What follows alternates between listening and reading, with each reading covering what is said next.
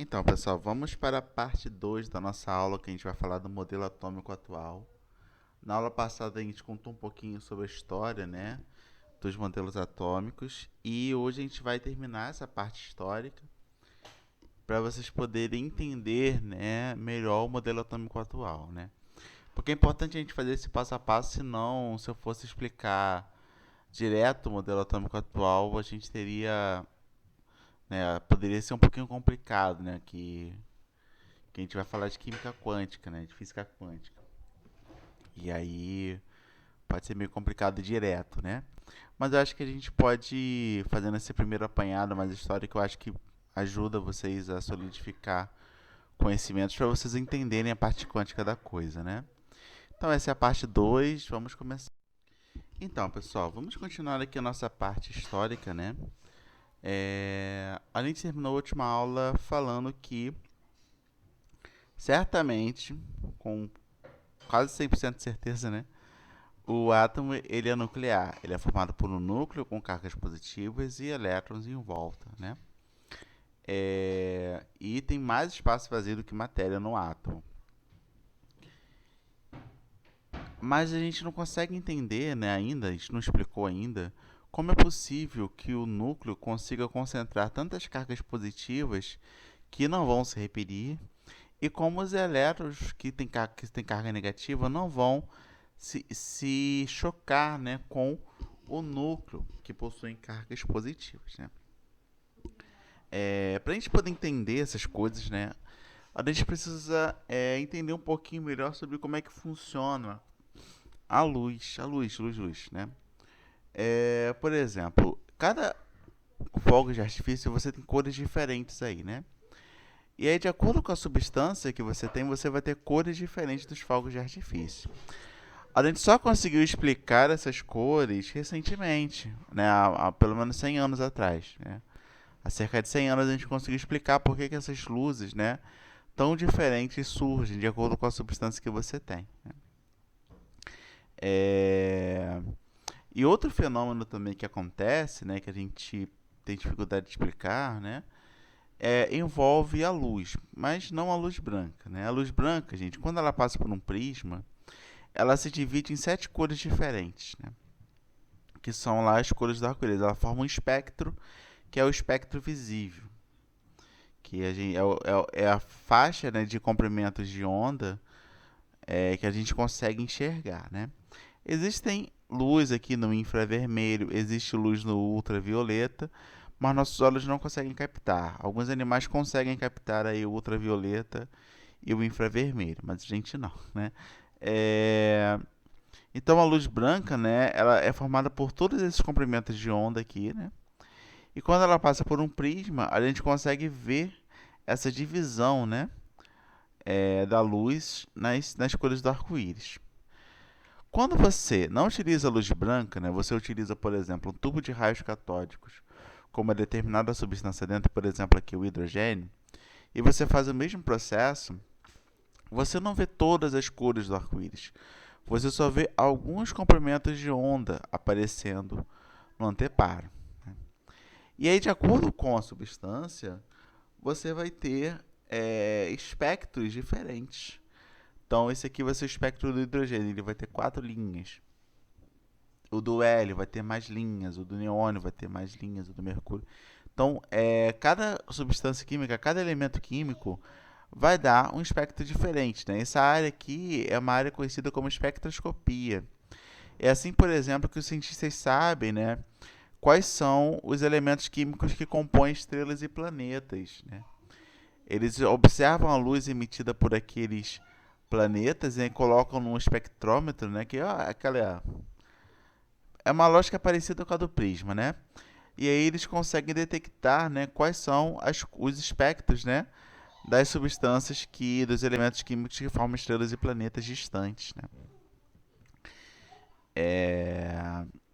E aí, para a gente tentar explicar esses espectros e também a cor dos fogos de artifício, né, a gente teve a explicação proposta pelo Niels Bohr, né, em 1920, não, 1913, que consistia nos postulados de Bohr, né? Os postulados, gente, é, são frases, né? São máximas, né?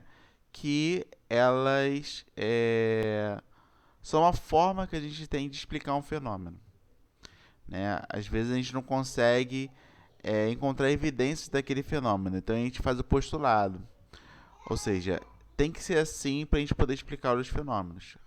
Às vezes a gente não consegue achar todas as evidências, né?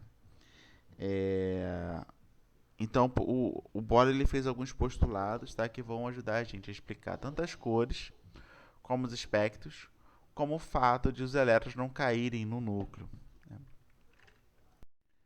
Que é basicamente esse aqui, olha só. São alguns postulados, eu vou falar de alguns, tá?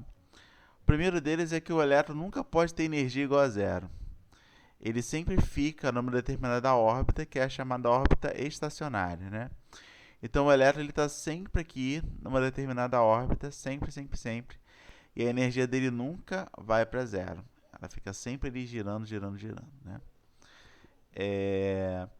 E aí quando esse elétron ele recebe energia de uma fonte externa, pode ser calor, pode ser luz, pode ser vibração, qualquer forma de energia, esse elétron, gente, ele vai para uma outra órbita, né? Ele vai para uma órbita de maior energia, né?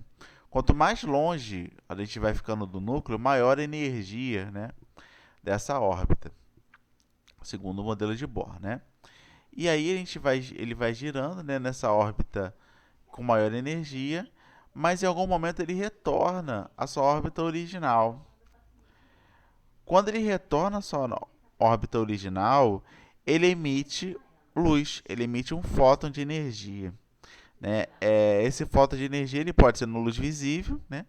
E aí você vai conseguir explicar as cores dos fogos de artifício. Quando o fogo de artifício explode, né, os elétrons que fazem os elementos químicos ali do que estão presentes nos fogos de artifício, esses elétrons eles recebem energia, vão para uma órbita superior e quando retornam à órbita original, vão emitir aquela energia absorvida na forma de luz. E aí substâncias diferentes vão ter órbitas diferentes e vão produzir então cores diferentes, né? E a questão dos espectros, né, é a questão seguinte: cada órbita dessa daqui correspondem a um comprimento de onda específico, né? Então, quando você olha, né, essa a divisão de cores, né, você observa aquelas linhas do espectro são as órbitas para a qual os elétrons das órbitas estacionárias vão, né? E aí, quando retornam, eles emitem aquelas cores lá que a gente vê no espectro. Quando a gente não bota no prisma, né, a gente vê o conjunto das cores de uma vez só, né? Por isso que os fogos de artifício você vê um conjunto de cores assim de uma vez só, né? E aí, por exemplo, você usa cálcio, você vai ver um conjunto de cores de vermelho, né? Mas se você coloca o cálcio no espectro, você vai ver todos os diferentes comprimentos de onda que vão dar pra gente aquela ilusão da cor vermelha, né?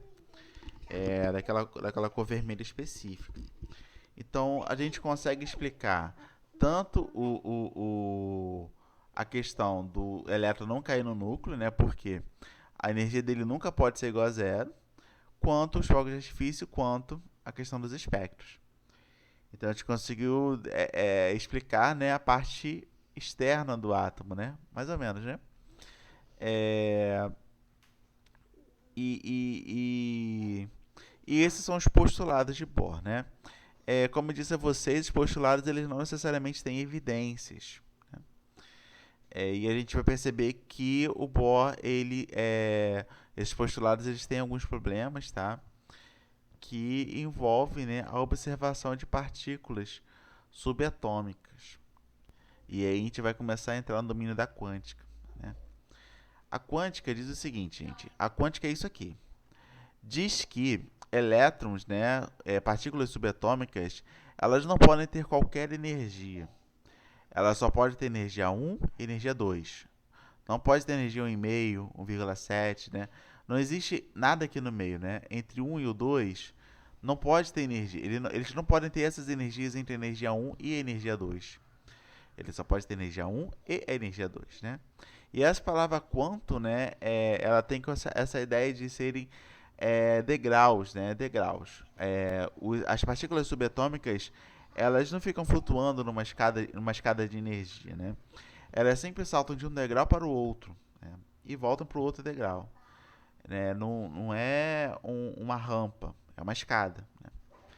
Então, as energias dos elétrons, né, das partículas subatômicas, elas não são intermediárias. Existem energias intermediárias. Existe energia 1, energia 2, energia 3, né? Em números inteiros. E isso, bem resumidamente, é a quântica, tá? Então, se alguém falar, sei lá, coach quântico, né, alguma coisa desse tipo, desconfia, porque muito possivelmente não tem nada a ver com espiritualidade, que nem o pessoal, que nem as pessoas têm forçado, né? Tem forçado um pouquinho a barra nesse sentido. Mas quântica não tem nenhuma relação com espiritualidade. Então, a gente tem esse salto de energia, né? Mas tem outro problema, né? E aí, gente, o modelo de Bohr, né, ele pode ser resumido dessa forma, né? Você tem um núcleo, e aí você tem as camadas, né? Ele propôs aí 7 camadas. E aí os elétrons, eles quando absorvem energia, vão para uma outra camada, e quando retornam à camada anterior, vão emitir energia, né? E aí você tem um número máximo, né, de elétrons por camada. Então a camada K tem no máximo 2, a camada L no máximo 8, né? Aí a partir daqui, né, a gente já mudou isso aqui, né? Não é mais assim. A gente tem uma quantidade maior de elétrons nessas camadas daqui, né? A gente já conseguiu perceber isso. Que é possível que haja mais elétrons nessas camadas aqui maiores, tá? E a gente vai ter essas camadas aqui, e cada camada vai ter um número máximo de elétrons, tá? Quando a gente pega essas luzes dos raios catódicos e coloca em espectroscópios de alta resolução, a gente vai perceber que cada linha daquelas pode ter outras linhas, né? Pode ter outras linhas. A linha que só tem a energia 1, né? Só vai ter uma linha. A energia 2 vai ter duas linhas. A energia 3 vai ter 3 linhas e assim sucessivamente. E isso era uma parada que o Bohr também não conseguia explicar, porque aqui você só tem esses níveis de energia. Você não tem esses subníveis de energia aqui, né? Segundo o modelo de Bohr, você não consegue ver esses subníveis de energia. Então já está começando a complicar um pouquinho, né, gente? Mas o modelo de Bohr ele não explica os fenômenos, né, dos elétrons, né? Ele não explica os elétrons no núcleo, ele explica a parte dele, né? Essa lógica de que eles absorvem energia, emitem energia e que não vão ter energia igual a zero se mantém, tá? Se mantém nos modelos posteriores, tá? Mas a questão de serem apenas níveis de energias e não subníveis de energia é um complicador, né? E além disso, tem outros problemas também que envolvem os elétrons, tá? Eu vou falar um pouquinho deles. A luz, gente, ela é uma onda eletromagnética, ela é uma radiação eletromagnética, né? Tipo ondas de rádio, ultravioleta, né?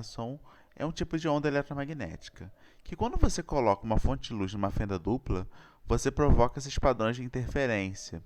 Ou seja, as luzes elas se somam, dando origem a essas linhas claras, e elas se anulam, dando origem a essas linhas escuras, tá? Os elétrons eles também funcionam dessa forma. Se você lança um feixe de elétrons sobre uma fenda dupla, você observa padrões de interferência também, ó. Você repara que algumas partes aqui as ondas se somam, e aí você tem aqui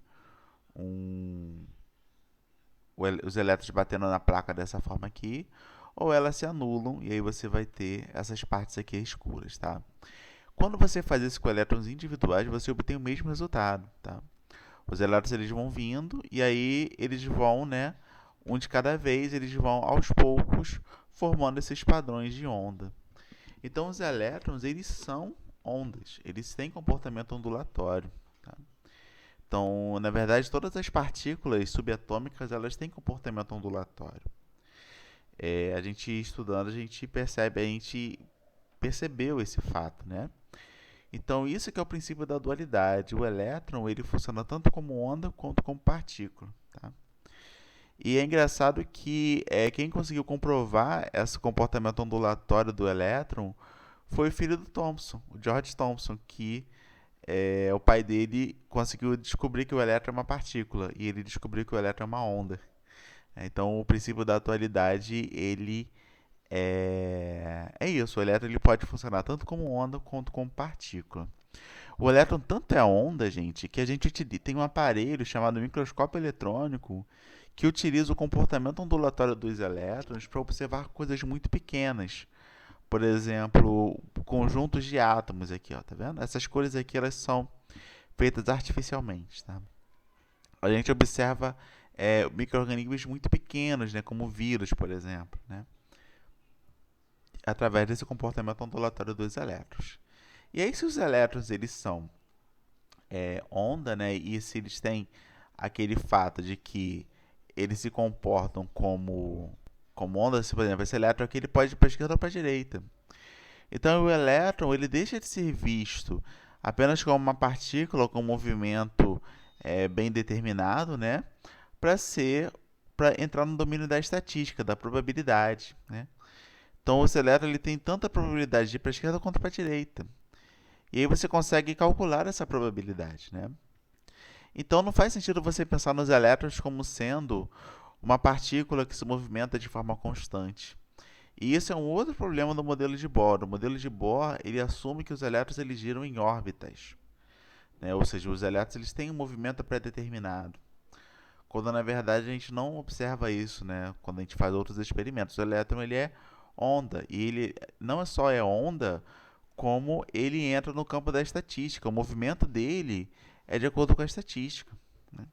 Todas as partículas subatômicas são assim. Então, quando você tem, por exemplo, é como se fosse uma bola de tênis, tá? Que se movimenta numa sala escura. E aí, quando você coloca um feixe de luz, né? Você modifica a posição dessa bola, né? Então, a luz ela altera o comportamento dos elétrons. Então, não é possível você conseguir determinar tanto a velocidade, né, trajetória, quanto a posição do elétron. Você não consegue fazer isso. Porque a simples observação já muda o objeto de lugar, né? Esse é o princípio da incerteza de Heisenberg. Tem até essa piadinha aqui, né? Ingressos para a palestra Heisenberg, o princípio da incerteza. Posso dizer a hora e o lugar, mas não os dois. Ou você sabe a posição, ou você sabe o movimento, mas não as duas coisas ao mesmo tempo. Tá? É como se fosse isso aqui, olha só. Vamos observar aqui esse avião. Né? Esse avião está parado. A gente consegue ver a posição das hélices, tá? Em posições bem definidas. Mas quando os motores ligam, né, você não consegue dizer com clareza aonde está a hélice, porque ela está ocupando toda essa área aqui ao mesmo tempo, tá vendo? E aí você sempre pode topar, você tem sempre a probabilidade de topar com essas hélices. Então esses círculos aqui são as regiões onde é mais provável de você encontrar uma hélice, a hélice. Aqui você não vai encontrar a hélice aqui do lado, né? Você vai encontrar a hélice dentro desse círculo. E esse círculo é o que a gente chama de orbital na quântica, né? Então, os elétrons, por exemplo, eles circulam, né, no segundo modelo de Rutherford-Bohr, né? Os elétrons eles giram dentro de uma órbita, ou uma órbita circular, ou uma órbita elíptica, que é o tal do modelo de Sommerfeld. Então, o segundo modelo de Bohr, os elétrons eles giram em órbitas, mas a gente não tem como dizer com certeza de que ele realmente gira em determinada órbita, porque a partir do momento que a gente observa o elétron, a gente muda ele de posição. Então a gente calcula a probabilidade de encontrar um elétron numa determinada região. E essa região onde a gente encontra uma grande probabilidade de encontrar o elétron é chamada de orbital. Você tem uma coisa que se parece com uma nuvem eletrônica. Né? É uma região aqui onde os elétrons estão, né? Onde os elétrons podem estar. Né? Então essa aqui é a região onde é mais provável de você encontrar um elétron, que é chamado de orbital. E a gente tem vários tipos de orbital, tá? Esses aqui são os principais, né? São os que a gente utiliza para explicar, né, os elementos químicos que a gente conhece, que é o orbital S, o orbital P, o orbital D e o orbital F. São regiões de probabilidade. Essas formas aqui elas são obtidas através de contas matemáticas. Tá? Você obtém essas formas a partir de contas matemáticas, a partir de contas de probabilidade.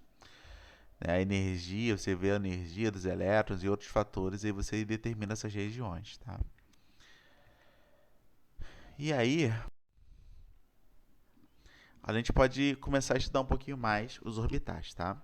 Quanto maior o orbital, mais distante os elétrons estarão do núcleo. Então, esse orbital aqui, o orbital 1s, ele vai estar num determinado nível de energia. O orbital 2s, ele vai estar mais afastado do núcleo e ele vai ter uma maior energia. Então, a gente consegue determinar a energia dos orbitais, né, também, através de contas matemáticas. Os orbitais, eles podem ter orientações, né? Por exemplo, o orbital P, ele tem 3 orientações possíveis, ou para cima, ou para frente, ou para o lado, né? Para frente e para trás, né? Ou então para os lados. Então, ele tem 3 orientações possíveis, chamadas de PZ, PY e PX. Os orbitais D, eles têm 5 possibilidades de orientação, tá? Que é o DYZ, o DXZ, o DXY, dx ao quadrado menos y ao quadrado e o dz ao quadrado. São essas 5 orientações possíveis para os orbitais do tipo D. Os orbitais do tipo F, eles têm 7 orientações possíveis. E nem vou me atrever a falar os nomes. São posições muito complexas aqui, né? Mas esse aqui é o que a gente tem, tá? É o resultado das contas matemáticas que a gente faz de probabilidade.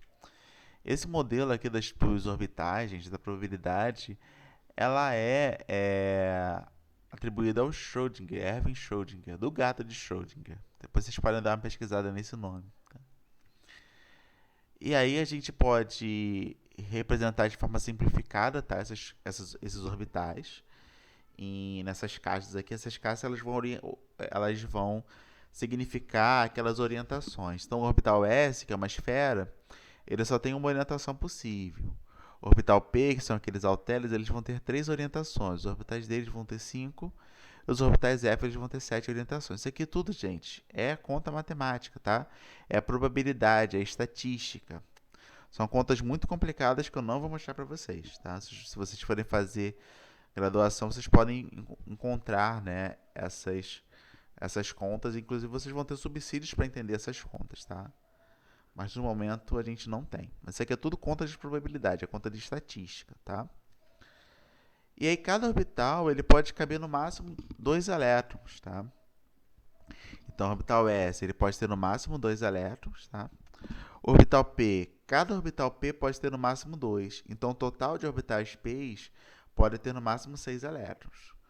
Cada orbital D cabe 2. Como eu tenho 5 possibilidades, eu posso ter até 10 elétrons nos orbitais D. E os orbitais F, eu tenho 2 para cada um, mas eu tenho 7 orientações. Eu tenho 7 orientações possíveis. Então, os orbitais F, eles podem ter no máximo 14 elétrons no total, tá?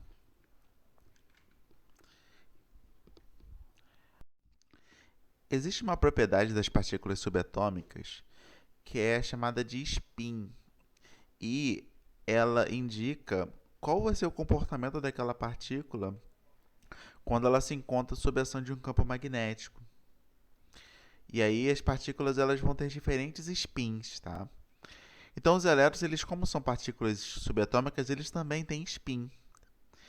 E aí a gente tem uma regra que diz que os elétrons eles vão ocupar orbitais diferentes primeiro, né? De modo que eles tenham spins iguais, tá? Isso dá uma estabilidade extra aos átomos. Então, se eu tenho 6 elétrons para colocar em orbitais p, né, eu vou colocar nessa ordem aqui. Primeiro eu coloco no px, depois eu coloco no py, depois eu coloco no pz. E aí, quando eu vou colocar um elétron, né, no px de novo, ele vai ter que ter um spin oposto ao elétron que já estava lá. E aí o sexto elétron ele também o quinto elétron vai ter spin oposto e o sexto também vai ter spin oposto, né? É como se fosse assim, você tem uma casa que tem 3 quartos e você vai dividir com seus irmãos. Se você for sozinho, você pode escolher qual quarto você vai ficar, tá? Esse elétron pode estar tanto aqui, quanto aqui, quanto aqui, tá? Se você tem 2 irmãos, cada irmão vai ficar num quarto. Se você tem 3 irmãos, cada irmão vai ficar num quarto também.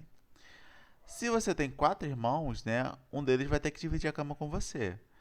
E ele vai dividir a cama com você e vai deitar de cabeça para baixo, né? Se o outro também tem outro irmão, ele também vai dividir e também vai dividir o quarto, tá?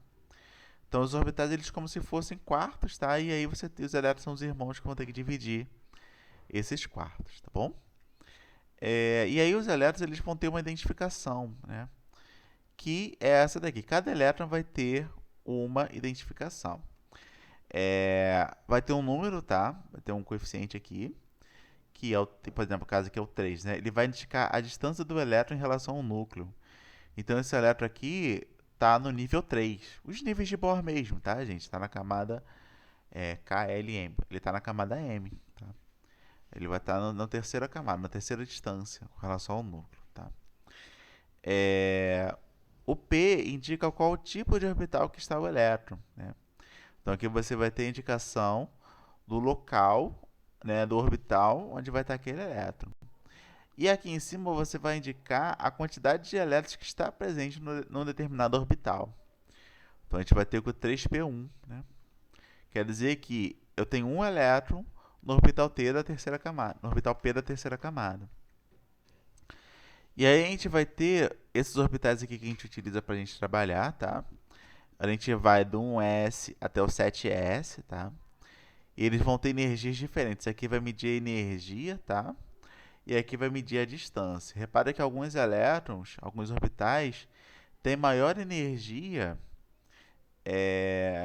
mesmo tendo uma distância menor, tá? No caso aqui do 6D, por exemplo, tem uma energia maior que o 7s. Então você vai tendo essas energias, tá? Esse aqui é um quadro onde você vai ver as energias dos orbitais. E acontece que os elétrons, gente, eles vão ocupando esses espaços, né? De acordo com a energia, como se fosse, novamente, o exemplo da casa. Se eu tenho uma casa que tem quarto no térreo, no primeiro, no segundo, no terceiro andar, a gente vai ocupar primeiro os quartos mais baixos, né? Para evitar de ficar subindo a escada. Então, os elétrons eles são a mesma coisa. Para economizar energia, eles vão sempre preferindo os andares mais baixos, tá? Mas se o andar mais baixo estiver cheio, eles vão ter que subir a escada. Vamos dizer que eu tenho aqui um elétron só, né? Ele vai ocupar o orbital 1s, beleza? Que ele tem espaço para dois elétrons, tá? O segundo elétron, se eu tiver dois elétrons, ele vai ocupar esse 1s também. Se eu tiver 3 elétrons, eles não vão ficar aqui porque aqui já tem espaço, então eles vão ter que vir aqui para cima. Se eu tenho 4 elétrons, vão ficar aqui no 2s também. Se eu tiver 5 elétrons, aqui não tem mais espaço, eles vão ter que usar esse quarto daqui. E aí eu vou ter 6, 7, 8, 9, 10, né? Se eu tiver 10 elétrons, eles vão ocupar, né, os quartos que estão aqui nesse andar daqui. Se eu pego 11 elétrons, esses 3 quartos aqui já estão cheios, o 11º elétron vai ter que vir para cá, o 3s, e assim sucessivamente. Dessa forma aqui, olha só. Eles vão estar ocupando, né, as casas mais baixas, os andares mais baixos, antes de ocupar os andares superiores. Por exemplo, esse aqui, ó. Esse aqui, ele está no 3, tá? Ele está na camada 3, tá vendo? Ó? É a camada 3. Mas ele tem uma energia maior do que a camada 4. Então, o elétron ele vai ocupar a primeira camada 4 para depois ocupar a camada 3. Porque os elétrons eles vão preferir os orbitais de mais baixa energia, né? A gente também prefere os locais de mais baixa energia e isso é perfeitamente normal, tá? Então, os elétrons eles vão ocupar aqui os andares de mais baixa energia, certo? Existe esse diagrama aqui, que a gente chama de diagrama de Pauling, mas a gente descobriu depois que não é do Pauling, né? Ele foi usado por outro cara, um japonês. Esqueci o nome do japonês agora. Tem um vídeo que eu vou deixar aqui na descrição que vai falar sobre essa controvérsia com o nome do Pauling nesse diagrama, tá? Que ela vai dizer pra gente como é que a gente vai ocupar aqueles orbitais sem precisar ficar usando aquelas regrinhas de energia, sem ter que calcular a energia do orbital antes de colocar, tá? Para montar esse diagrama, né, você precisa numerar os orbitais S de 1 a 7, tá? Você tem 1s, 2s, 3s, 4s, 5s, 6s, 7s.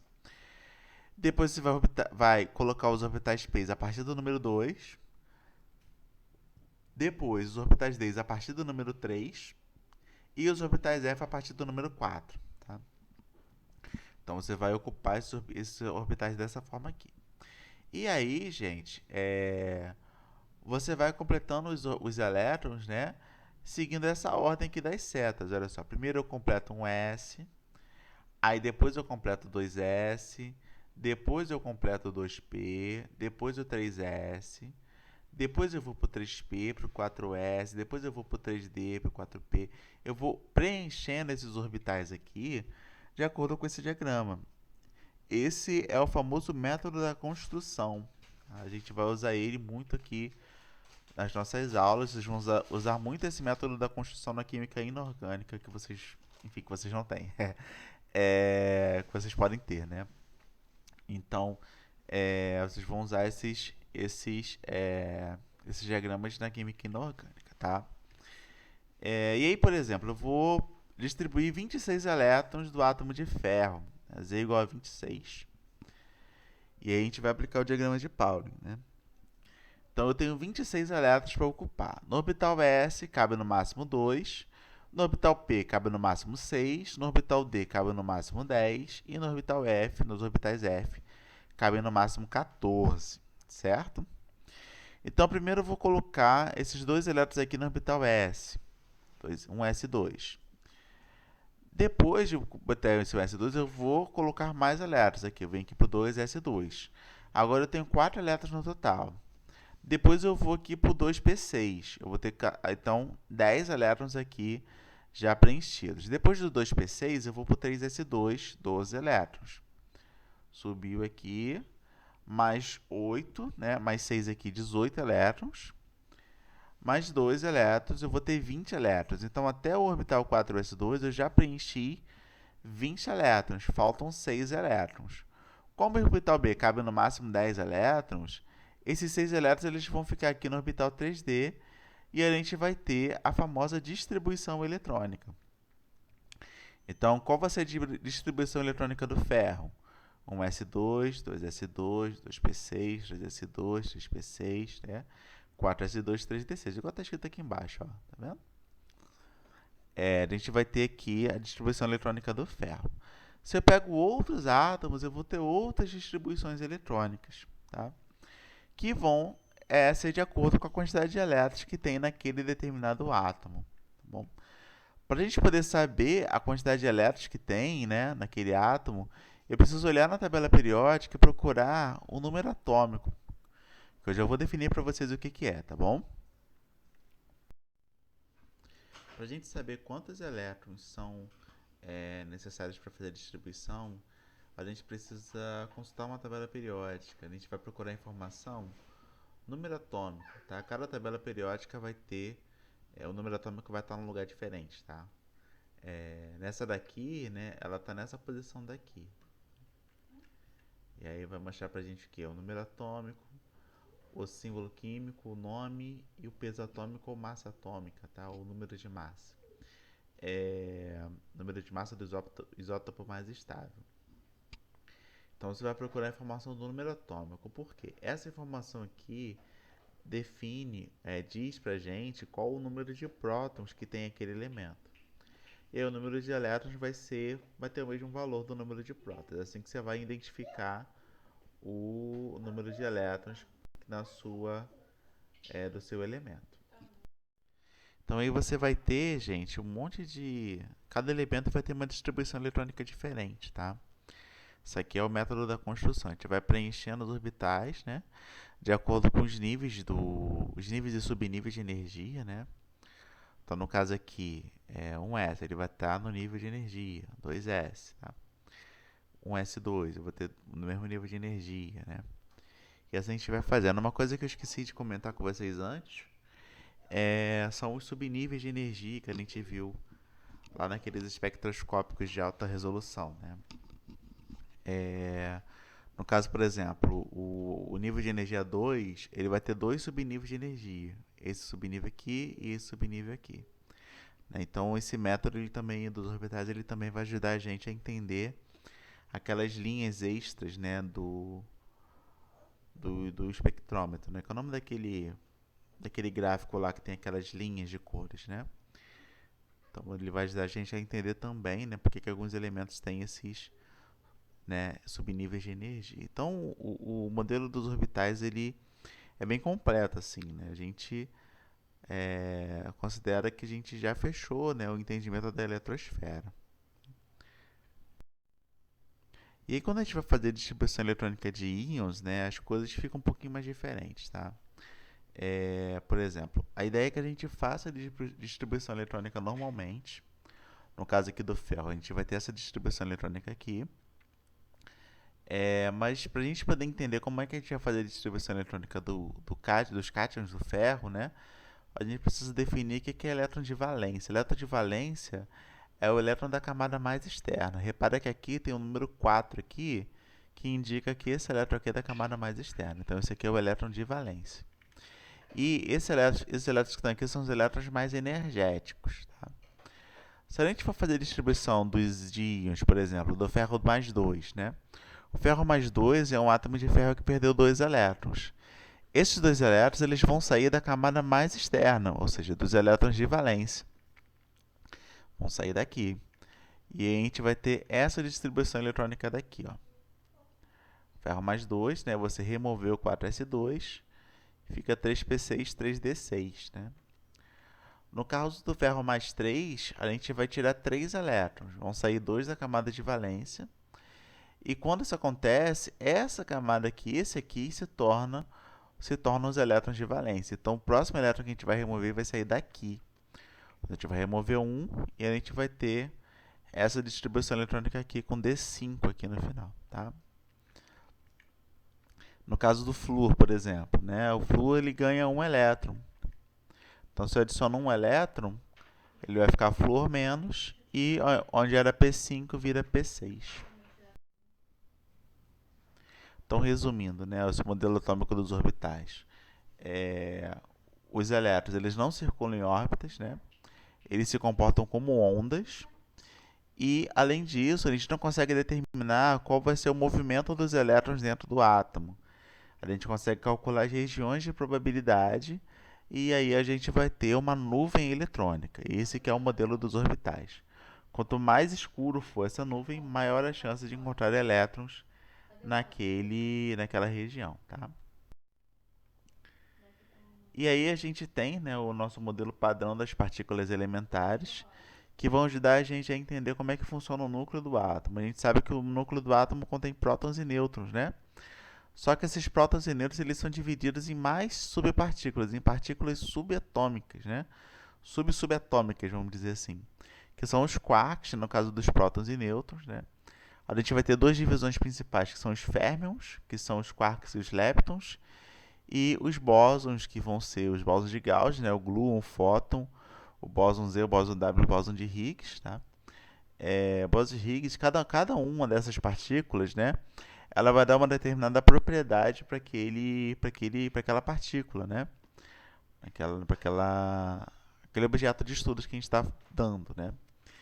Então eu vou deixar aqui na descrição o link que vai explicar o modelo padrão de partículas muito melhor do que eu poderia, né?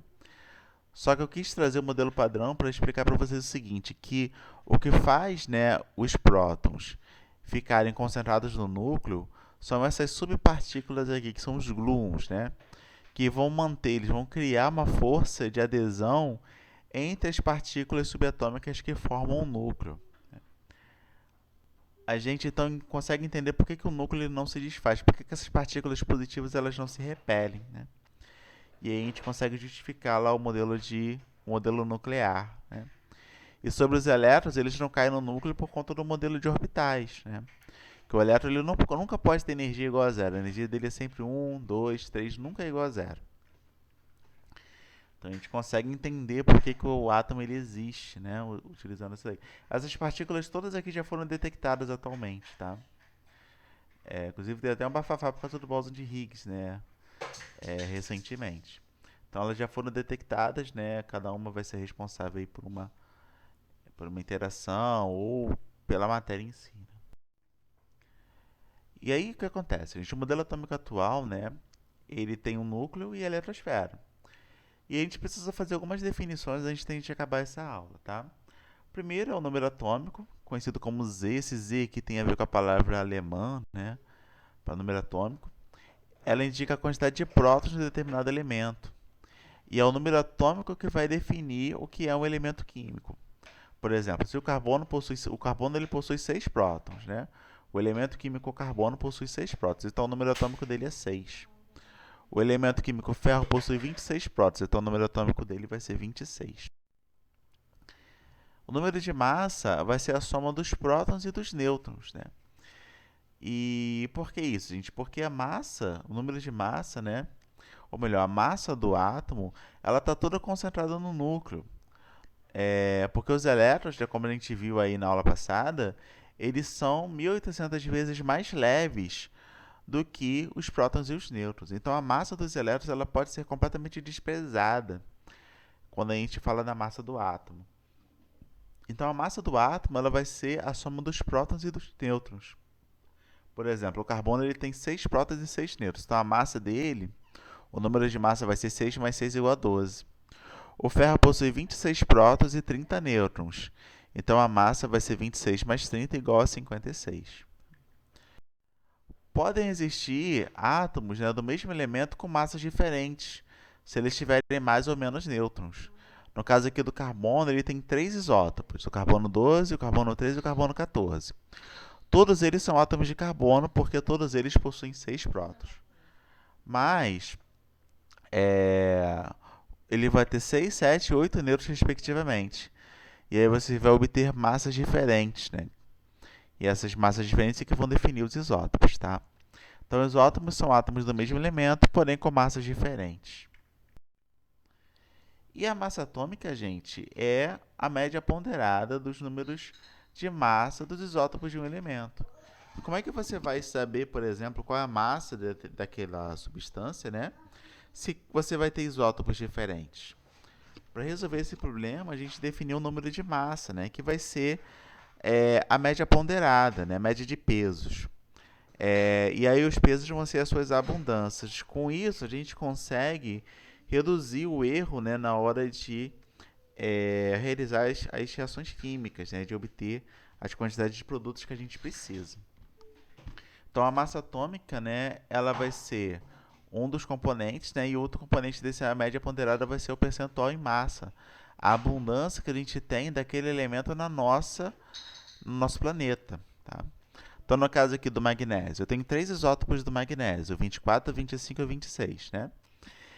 Eu vou ter 79% em massa do 24, 10% em massa do 25 e 11% em massa do 26. Ou seja, no nosso planeta tem 79% de isótopos do magnésio 24, 10% do magnésio 25 e 11% do magnésio 26.